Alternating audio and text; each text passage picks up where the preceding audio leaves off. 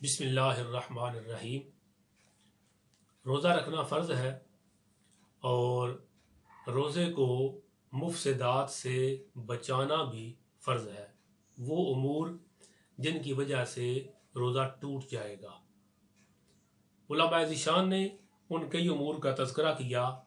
हम आज की गुफ्तगू में सिर्फ़ उन उमूर से मुतल्लक़ अर्ज़ करेंगे कि जिनका ताल्लुक़ जदीद तहक़ीक़ात से है और जदीद मसाइल से है। मसलन पहला मसला जो पेश नज़र है और जो बयान करेंगे वो ये है कि रोज़े की हालत में इनहेलर का इस्तेमाल करना वो कैसा है।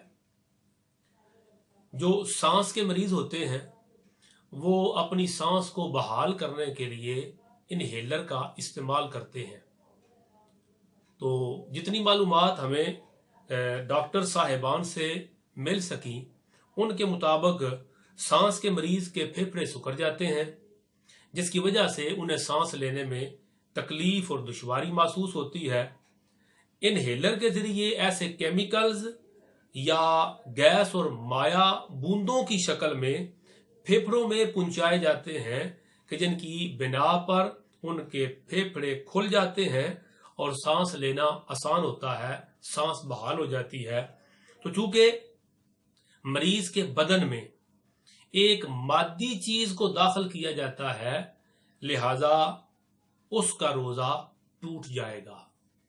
रोजेदार ने इनहेलर का इस्तेमाल किया तो चूंकि उसके पेट में फेफड़ों तक उसके जिस्म में केमिकल पहुंचे, जिन केमिकल्स ने जाके उसके फेफड़ों को आसानी फराहम की, सुकड़ने से बचाया, सांस लेना आसान किया, तो चूंकि मादी अज्जा उसके जिस्म में दाखिल हुए जिनकी वजह से उसका रोजा टूट जाएगा।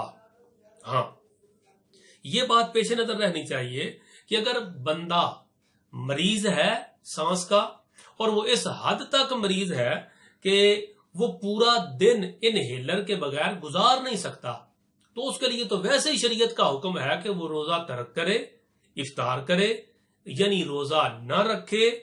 और अगर वो सारा दिन इनहेलर के बगैर नहीं गुजार सकता तो फिर वो माजूर है और वो रोजे का फिदिया अदा करे, रोजा न रखे। और अगर किसी को खुदा न खास्ता रोजा रखा और फिर तकलीफ बन गई और उसने इनहेलर का इस्तेमाल कर लिया तो और वो समझता है कि इनहेलर से उसके रोजे को कुछ नहीं होगा, तो इस सूरत में इनहेलर के इस्तेमाल से, इनहेलर लेने से रोजा टूट जाएगा। दूसरा मसला वो ये है कि आंख में, कान में और नाक में दवा डालना। तो ये बात समझने वाली है कि आंख में, कान में और नाक में दवा डाली जाए तो इसकी अहकामात समझें। पहला मसला, इनहेलर लेने से रोजा टूट जाएगा। दूसरा मसला, आंख में दवा डालने से रोजा टूट जाएगा, इसलिए कि जदीद साइंस से यह पता चला है, तहकीकात से यह पता चला है कि आंख और हलक के दरमियान रूट मौजूद है, लिहाजा आंख में मेडिसिन डालेंगे तो उससे रोजा टूट जाएगा। तीसरी बात, कान में दवा डालने से रोजा नहीं टूटेगा क्योंकि कान और हलक के दरमियान रूट मौजूद नहीं है। तो आंख में दवा डालने से रोजा टूट जाएगा, कान में दवा डालने से रोजा नहीं टूटेगा।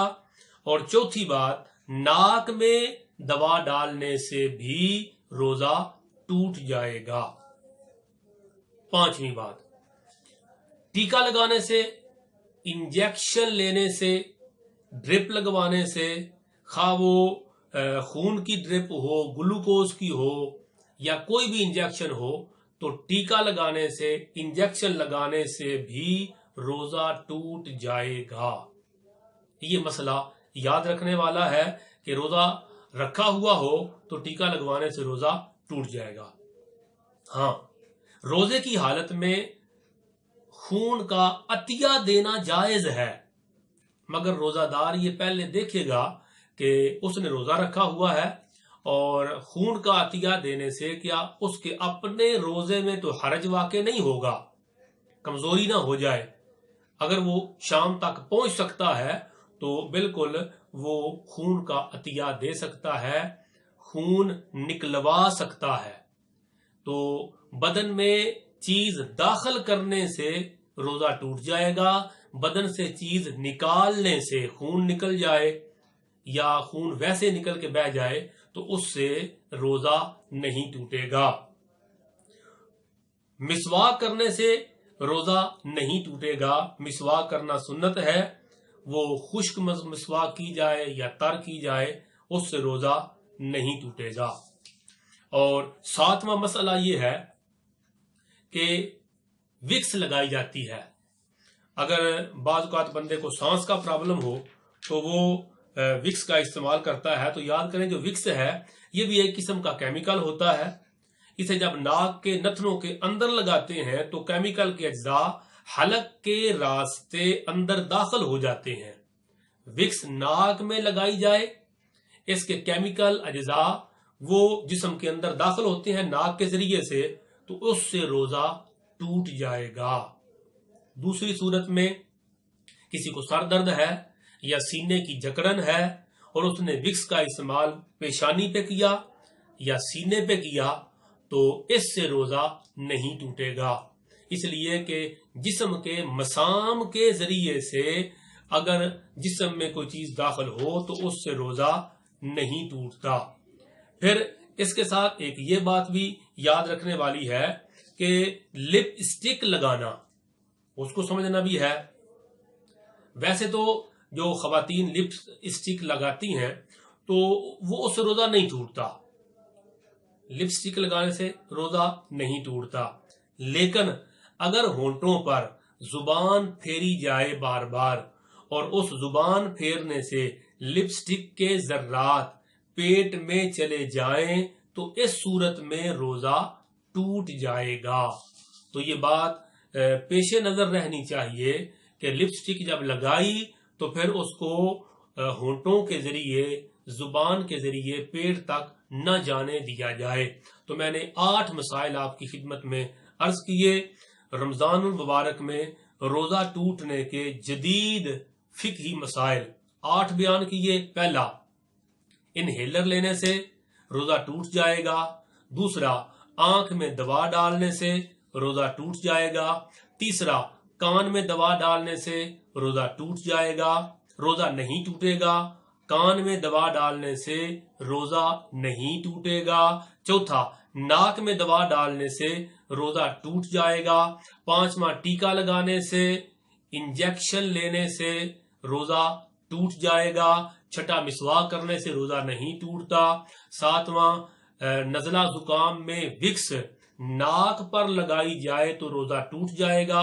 پیشانی اور سینے وغیرہ یا کسی جسم پہ دوسرے حصے پہ لگائی جائے تو روزہ نہیں ٹوٹے گا۔ اور 8واں، لپ سٹک لگانے سے روزہ نہیں ٹوٹے گا تاں کہ بندہ لپ سٹک کو زبان کے ذریعے معدے تک نہ پہنچا دے۔ اس کی اگر بہت تفصیل چاہیے ہو ان سارے مسائل پر تو مفتی پروفیسر منیب الرحمان صاحب کی کتاب تفہیم المسائل میرے پیش نظر ہے۔ جلد اول کے اندر بھی، جلد دوم کے اندر بھی اس کی تفصیل موجود ہے۔ دوسرے علماء ذیشان نے بھی لکھا ہے۔ تو یہ جدید فقہی مسائل ہیں جن پر تبیان القرآن میں علامہ غلام رسول سعیدی رحمۃ اللہ تعالی نے بھی لکھا اور دیگر علماء ذیشان نے لکھا، تو اس کے حوالہ جات موجود ہیں، مگر میں نے آسانی کے پیش نظر وہ مسائل سادے انداز میں بیان کر دیے۔ رب ذوالجلال ہمیں صحیح طریقے سے ایمان اور احتساب کے ساتھ روزہ رکھنے کی توفیق عطا فرمائے، آمین۔ وما علینا الا البلاغ المبین۔